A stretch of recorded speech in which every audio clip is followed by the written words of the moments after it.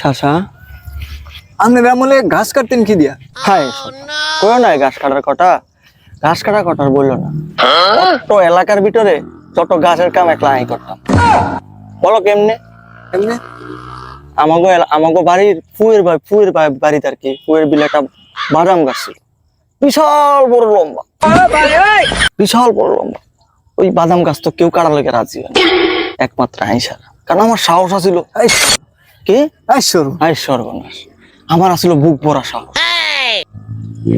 কেউ রাজি না, তখন আমার ছাড়া আর কোনো ভরসা নাই। শেষ ভরসা কি উঠলাম গাছে, গাছে উঠতে উঠতে উঠতে উঠতে উমা শেষ মাথা উঠে ফেলছি, একদম টপে আগায় উঠে ফেলছি। হ্যাঁ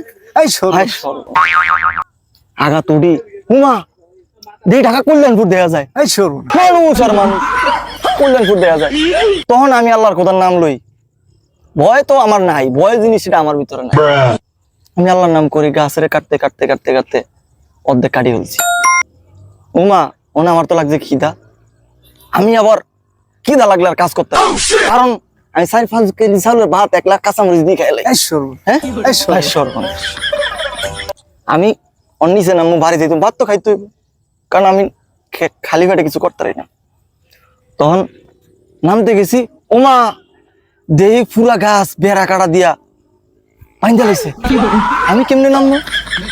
তখন মাথাতে একটা ব্রেন ছিল, আমি আর জ্ঞানী লোক ছিলাম তো, তখন মাথায় ব্রেনটা আসলো। বাসায় গেছি, বাসায় গিয়া বিশাল বড় বগিতা লইছি, আয় বেড়া কাটারে কাটি নিচে নামছি, বাইরে ভাত খাইছি। ভাত খেয়ে পড়াইছি, এই পুরা গাছ আমি শেষ করে নামাইছি। তোমরা পারবা? এটি আমাগো আমলের কথা, তোমরা তো হলো চাও চাচা চাও।